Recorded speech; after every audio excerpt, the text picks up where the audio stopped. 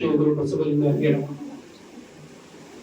ಪ್ರಕಸ್ಮರಣೀಯ ಬಸವಾದಿ ಪ್ರಮುಖರನ್ನ ಬಸವೇಶ್ವರನನ್ನ ಅಲ್ಲಾಹನ ಮನಾನಂದದಲ್ಲಿ ಸ್ಮರಿಸಿ ಅಂಜುಮನ್ ಇಸ್ಮಾಯಿಲ್ ಕಮಿಟಿಯ ಸಭೆ ಕದರ್ ಕಾರ್ಯಕ್ರಮದ ಭಾಗವಹಿಸಿರ್ತಕ್ಕಂಥ ಎಲ್ಲ ಇಸ್ಲಾಂ ಧರ್ಮದ ಸಮಸ್ತ ಶರಣ ಬಂಧುಗಳು ತಮ್ಮೆಲ್ಲರೂ ಕೂಡ ಶರಣಾರ್ಥಿ ಜಾಗರಣೆ ಕಾರ್ಯಕ್ರಮ ಇದು.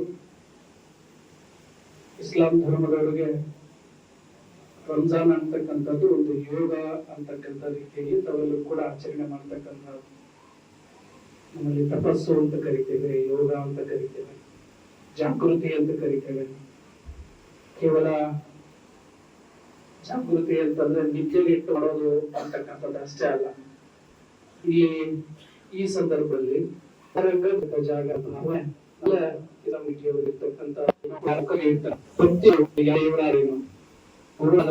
ಆ ವ್ಯಕ್ತಿ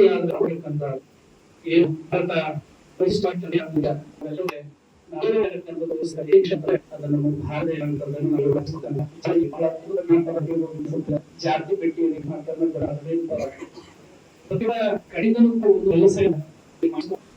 ಸುಂದರಗೊಳಿಸ ಬಸವಣ್ಣನವರು ಅಷ್ಟು ಅದ್ಭುತವಾಗಿರ್ತಕ್ಕಂಥದ್ದು ಕೇಳ್ತಕ್ಕಂಥ ವ್ಯವಸ್ಥೆ ಆಗಬಾರದು ಅಂತ ಪರಂಪರೆಯಲ್ಲಿ ನಾವೆಲ್ಲರೂ ಕೂಡ ಬದುಕರು.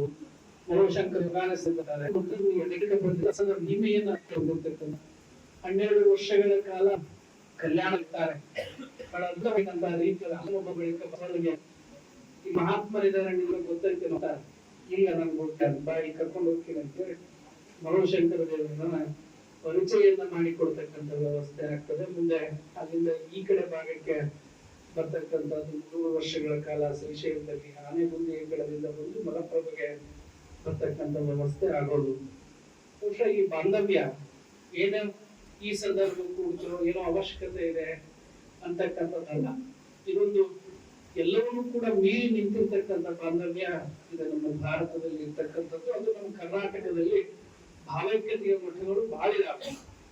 ಭಾವೈಕ್ಯತೆ ಮಠಗಳು ಬಹಳ ತುಂಬಾ ಇದಾವೆ. ಈಗ ಸಿರಟ್ಟಿ ಫಕೀರೇಶ್ವರ ಮಠಕ್ಕೆ ಹೋದ್ರೆ ಕೆಳಗಡೆ ಗದ್ಗೆ ಇದೆ, ಮೇಲ್ಗಡೆ ಮಸೀದಿ ಏನೋ ಇದ್ದಂಗಿದೆ, ಅದು ವ್ಯವಸ್ಥೆ ಇದೆ.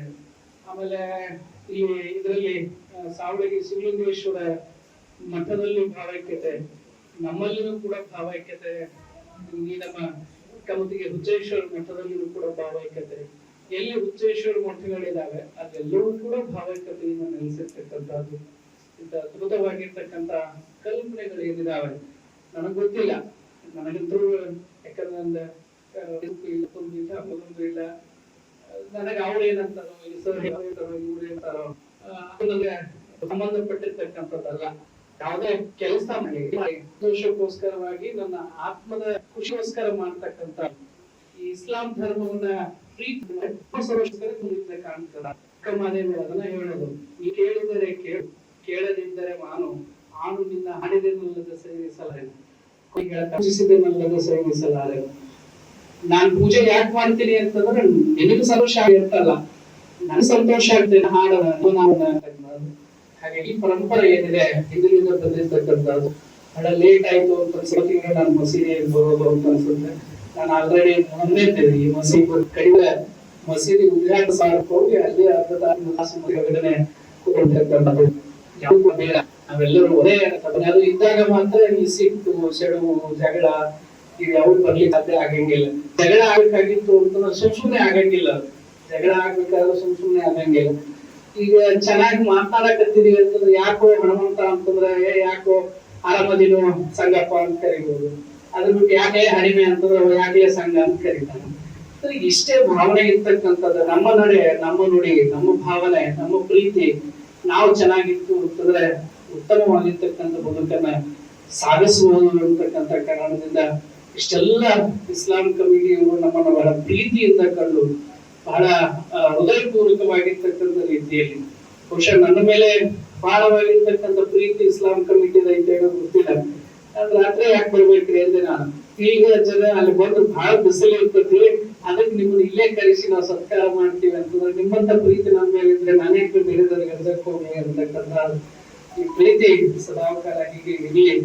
ಗುರುಗಳು ಸದಾಕಾಲ ನಿಮ್ಗೆಲ್ಲರಿಗೂ ಕೂಡ ಆ ಅಲ್ಲ ನಿಮ್ಗೆಲ್ಲರಿಗೂ ಕೂಡ ಶಿವ ಬಸವಣ್ಣ ಎಲ್ಲರೂ ಕೂಡ ನಿಮ್ಮ ಆಶೋತ್ತರಗಳನ್ನ ನಿಮ್ಮ ಇಷ್ಟಾರ್ಥಗಳನ್ನ ಆಯುರ ಆರೋಗ್ಯ ಐಶ್ವರ್ಯವನ್ನ ಸದಾಕಾಲ ಕೊಡ್ಲಿ, ನಿಮ್ಮ ಜಾಗರಣೆ ಯಶಸ್ವಿ ಆಗಲಿ ಅಂತ ಹರಸಿ ಅನುಕ್ಷಣದ ಸುದ್ದಿಗಳಿಗಾಗಿ ವಿಸ್ತಾರ ನ್ಯೂಸ್ ಯೂಟ್ಯೂಬ್ ಚಾನೆಲ್ ಸಬ್ಸ್ಕ್ರೈಬ್ ಮಾಡಿ. ಹೊಸ ಸುದ್ದಿಗಳ ನೋಟಿಫಿಕೇಶನ್ಗಾಗಿ ಬೆಲ್ ಐಕಾನ್ ಕ್ಲಿಕ್ ಮಾಡಿ.